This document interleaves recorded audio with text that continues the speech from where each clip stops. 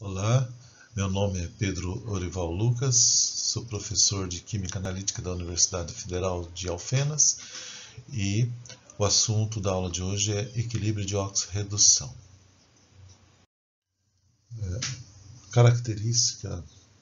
As características importantes das reações de oxirredução é que elas ocorrem com transferência de elétrons, provocando mudança no número de oxidação das espécies químicas envolvidas. Por exemplo, o zinco presente em clipes antigamente, praticamente todos os clipes que a gente usa em papéis na escola eram feitos de zinco, né? Hoje já tem alguns feitos de plástico.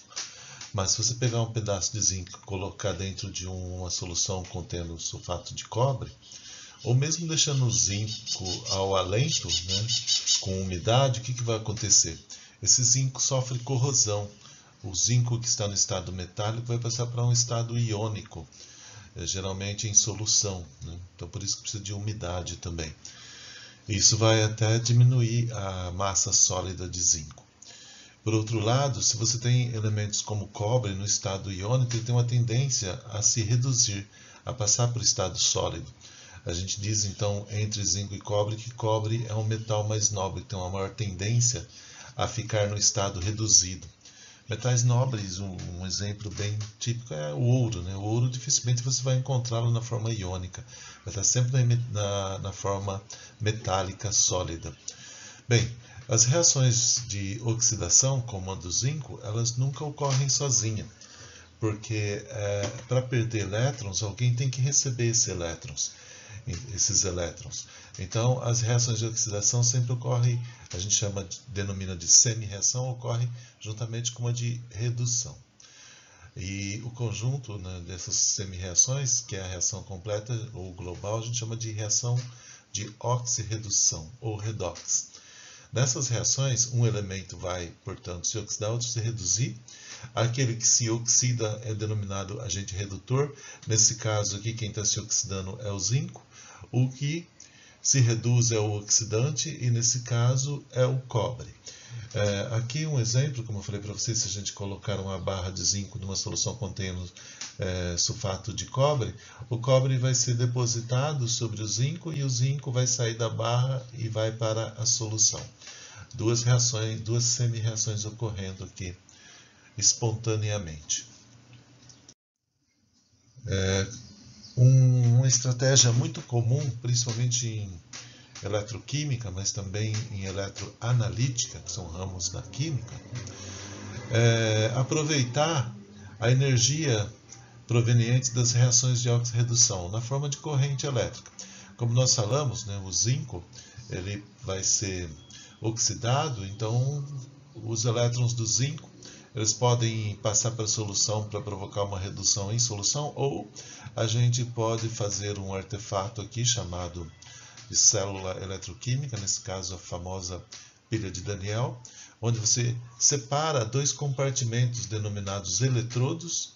Um deles é o eletrodo, nesse caso de zinco, um eletrodo de primeira classe, que consiste de um metal em contato com os seus íons. E do lado direito nós temos um eletrodo de cobre, que consiste do metal cobre em contato com os seus íons. E também nós temos que ter aqui uma ponte salina, que é uma membrana condutora de íons, para a gente ter um circuito fechado.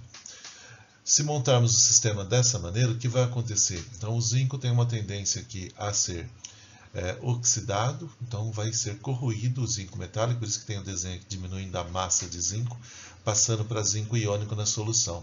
Os elétrons resultantes dessa semi-reação do zinco aqui, indo para zinco mais 2, gerando elétrons, eles vão ser transportados por esse fio condutor. Se colocarmos até uma lâmpada, um LEDzinho aqui, né, um consumidor de energia, você pode acender uma lâmpada, certo? Lâmpada forçando um pouquinho, né, para esse tipo de célula montada em laboratório. Mas um LEDzinho eu já fiz na prática. LEDs são aqueles dispositivos eletrônicos, são pequenas luzes, né? Acende tranquilamente, ok? Bem, os elétrons passam então do eletrodo da esquerda, onde ocorre a oxidação, denominado ânodo ou anodo, e vai para a direita. Aqui na direita nós vamos ter o seguinte, o cobre aqui já está zero, então os elétrons passam, todo metal é um condutor de elétrons, e vai para a superfície desse metal. Na interface sólido-líquido ocorre a redução do cobre que está na solução, formando cobre metálico, por isso que esse eletrodo aumenta a sua massa, é o cobre metálico que está se depositando sobre o cobre aqui. Ocorrendo isso, o cobre sai da solução, na forma iônica, então nós vamos ter excesso de sulfato, que são os ânions de carga negativa. Esses ânions, eles migram pela ponte salina para, inclusive, balancear a carga que está faltando aqui, porque desse lado o zinco foi reduzido, então tirou, o zinco está sendo oxidado, está entrando zinco, cátions aqui, nós precisamos de mais íons desse lado, ânions, né, desse lado. Porém, né, é comum a gente mencionar que ocorre o transporte, no caso aqui do sulfato, do lado esquerdo para o direito. Isso não é uma verdade, o transporte é muito pequeno. O que ocorre é uma movimentação dos próprios íons da ponte salina. No caso aqui, essa ponte salina é de nitrato de potássio, dá uma movimentação do nitrato nesse sentido. E o sulfato talvez entre um pouquinho só na ponta aqui da ponte salina e saia um pouquinho de nitrato aqui para balancear as cargas. Isto é a pilha de Daniel. Por convenção, nós temos a representação dessa célula, célula eletroquímica. Do lado esquerdo, nós vamos ter o Zn, representando o eletrodo de zinco metálico no estado sólido. Esse traço vertical é a interface sólido-líquido, então a interface está ligando o sólido com os íons zinco mais 2. Aqui nós temos a concentração entre colchetes do zinco, do íon do eletrodo. Depois nós vamos ter duas interfaces na ponte salina, uma que está em contato com o zinco e outra que está em contato com o segundo eletrodo, essa ponte salina aqui. Olha, uma interface líquido-sólido, aqui sólido-líquido. Então, líquido-sólido e aqui sólido-líquido. Do outro lado, né, da interface aqui, nós vamos ter o cobre iônico. Então, temos a representação do cobre iônico. Esse cobre iônico vai estar em contato com o meu cobre sólido. Então, uma interface líquido-sólido, interface líquido-sólido. E aqui entre colchetes nós temos também a representação da concentração do íon do cátodo, que está à direita. Então, as convenções, né? Anodo na esquerda ocorre oxidação, cátodo na direita ocorre redução. Um traço significa uma interface, dois traços são duas interfaces, então uma junção líquida, ou que a gente chama de ponte salina. E entre colchetes nós representamos as concentrações. Bem, no slide anterior nós vimos que, nós mencionamos, né, que o cobre é reduzido e o zinco foi oxidado. Como é que a gente sabe que o cobre é reduzido e o zinco é oxidado? São observações, é empírico. Mas existe uma maneira da gente medir também qual a tendência de redução de cada íon metálico. E para fazer essas medidas, que a gente denomina de potencial químico é a tendência de redução de um dado íon, por exemplo, não precisa ser metálico, né? O íon H+ também tem uma tendência de redução. E para fazer a medida dessa tendência de redução, nós temos que ter um padrão. Assim como para fazer medidas de comprimento nós temos o padrão metro, e para a massa nós temos o padrão quilo, né? Algum lugar na Europa tem lá uma barra de 1 quilo, uma barra de 1 metro. Né? Então nós temos também um padrão que é um eletrodo, que a gente chama eletrodo normal de hidrogênio. Como que é construído esse eletrodo? A reação de interesse é a redução de H+, mais elétrons, dando H2, gasoso. E como que a gente vai fazer um eletrodo contendo hidrogênio gasoso, né? Nós precisamos de um suporte metálico para poder fazer a condutividade aqui e medir, né, os elétrons que vão passar para medir a diferença de potencial depois. Né? Então nós vamos pegar uma placa de platina, ela vai ser só um suporte. E vamos platinizar, vai deixar ela rugosa. E o hidrogênio nós vamos borbulhar a uma pressão adequada aqui, na verdade tem que ser pressão de 1 atm. O hidrogênio borbulhado aqui vai ficar dissolvido na placa de platina. Então o fio de platina e a placa aqui, esse conjunto, é só um suporte para que a gente possa medir o que está acontecendo com essa reação que ocorre entre o estado gasoso e o estado aquoso aqui, né? Bem, então com isso, colocando a placa de platina com o hidrogênio gasoso adsorvido na placa de platina, dentro de uma solução aquosa de H+, pode ser ácido sulfúrico, na concentração de 1 mol por litro, nós, por convenção, temos que o potencial desse eletrodo é a referência zero, é igual a zero, e a unidade de medida é volt. Então, a gente denomina esse eletrodo normal de hidrogênio ou eletrodo padrão de hidrogênio. E por convenção, nessas condições, 1 mol por litro e 1 atm de pressão de hidrogênio, esse potencial em qualquer lugar, qualquer temperatura é 0 volts. Esqueci de falar, eu retirei essas figuras que eu achei bonitas aí, eu olhei no Google, né? E nesse site Brasil Escola, cuja referência está aqui, então que seja dada aí o devido crédito, né? A figura não fui eu que desenhei, eu copiei do Brasil Escola. Okay? Bom, então, como que nós vamos usar o eletrodo normal de hidrogênio, ou o eletrodo padrão de hidrogênio, né? Nós usamos o eletrodo normal de hidrogênio para medir o potencial de qualquer outro eletrodo, ele é a nossa referência. É parecido, né, um exemplo parecido com aquelas balanças de 2 pratos que ainda existem em algumas feiras, né? De um lado a gente coloca um peso, do outro lado a gente vai comparando. Então é mais ou menos isso. Existem medidores aqui de potencial, no caso aqui é para potencial de corrente contínua, um pouco diferente daquele medidor que a gente mede voltagem 110, 220 das residências, mas é adequado para a medida de potencial em eletrodos. Então vamos ter um exemplo aqui, olha, o eletrodo normal de hidrogênio, concentração de H+, 1 mol por litro, gás de hidrogênio na pressão de 1 atm, e do lado direito aqui eu coloquei um eletrodo de cobre. Digamos que eu não saiba qual que é o potencial do eletrodo de cobre aqui, mas a concentração de cobre, para ser padrão, sempre o íon em questão tem que ser em 1 mol por litro. Então vamos falar por enquanto de potencial padrão. Então consideração 1 mol por litro. Na hora que eu medir essa diferença de potencial, eu não meço o potencial de um eletrodo, eu meço a diferença. Então é a diferença entre 2 eletrodos. E o valor aqui deu 0,34 volts. Bem, nós sabemos, né, por convenção, que a diferença de potencial é a diferença entre o potencial da direita menos o da esquerda, o catodo menos o anodo. Um polo positivo e um polo negativo, certo? Positivo na direita e o negativo na esquerda, por convenção. Então vamos lá. Então, na direita, a reação de redução seria H+, dando hidrogênio. Ou, né, se for anodo, é uma reação de oxidação do hidrogênio indo para H+. Se esse reduzir, esse vai oxidar, e se esse reduzir, esse vai oxidar. Um reduz, o outro oxida. Não pode ter 2 oxidações ou 2 reduções. É um conjunto. Ok? Bom, a diferença de potencial, se acontecer da maneira com que a gente esquematizou, ou seja, redução de cobre e oxidação de hidrogênio, essa seria o contrário, então, seria E do catodo menos E do anodo, né? Então, o que vai acontecer? Na hora que eu medir essa diferença de potencial, deu 0,34. Mas, por convenção, 1 mol por litro, eu assumi que é 0. Então, o potencial do anodo é 0. Então, a diferença de potencial é do catodo menos 0. Então vai ser igual ao potencial do cobre, certo? Porque o catodo é o da direita, é o do cobre. Como o anodo é 0 e o catodo é o cobre, então o DDP é só do cobre.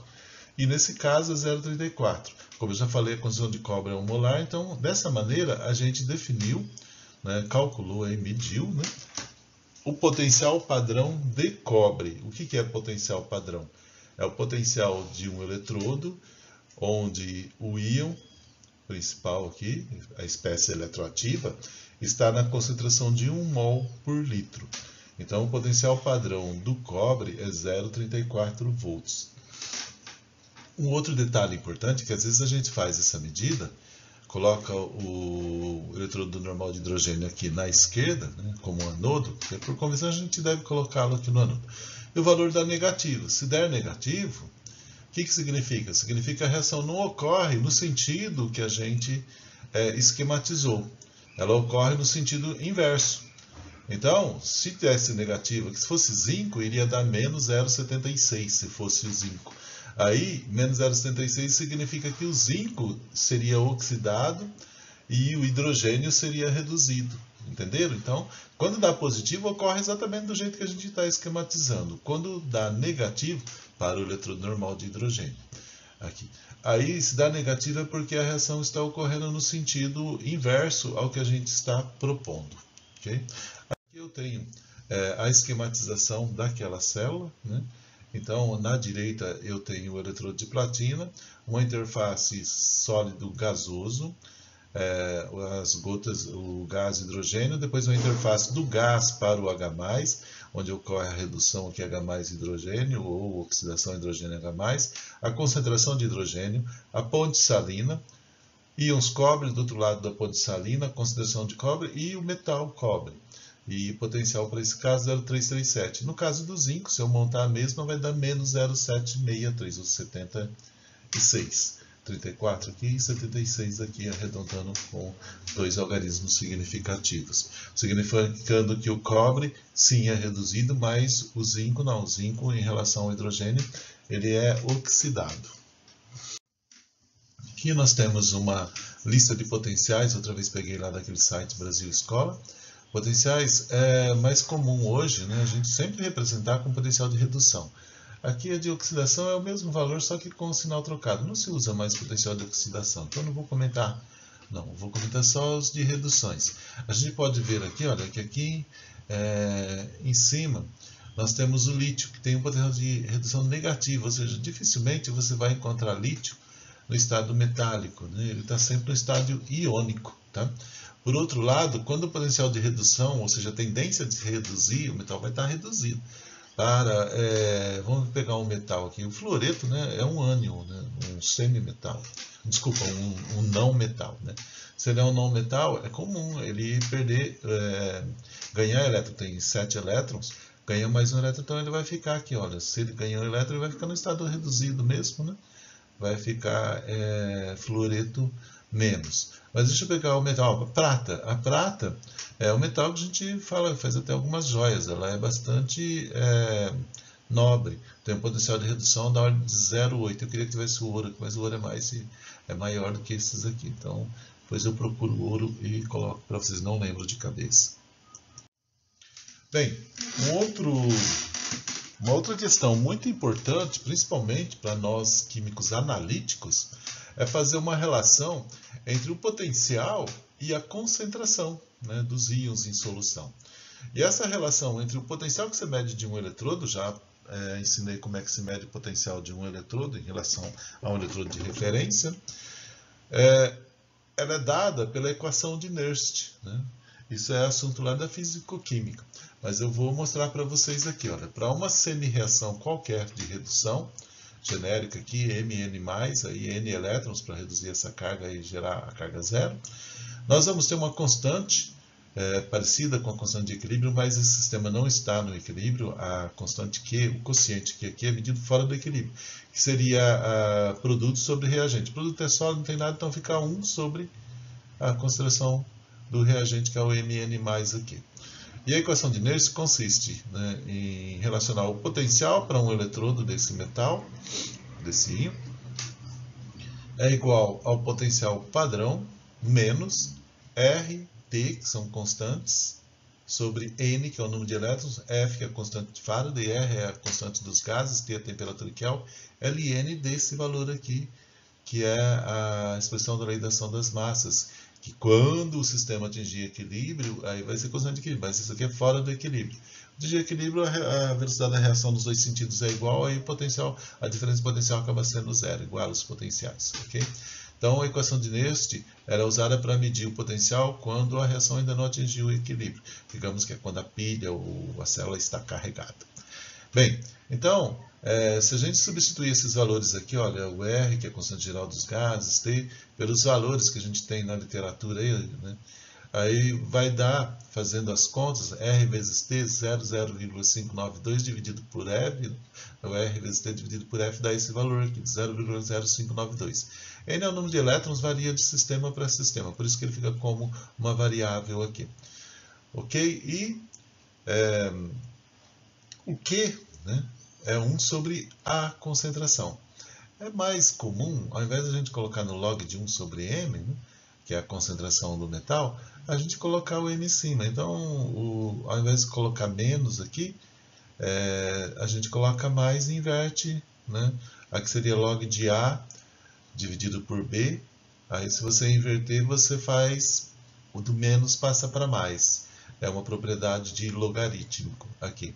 Então, essa é a forma mais usada da equação de Nernst, que relaciona o potencial medido de um eletrodo em relação à concentração do íon metálico que está na solução. Isso aqui é o potencial padrão do eletrodo. E todas essas constantes aqui, por serem constantes, é conveniente a gente fazer as contas e já apresentar o valor de uma segunda constante aqui, que é 0,0592, que acaba até decorando. Agora apresento para vocês duas reações, no caso agora reações reais, né? Porque antes a gente fez literal, era M, né?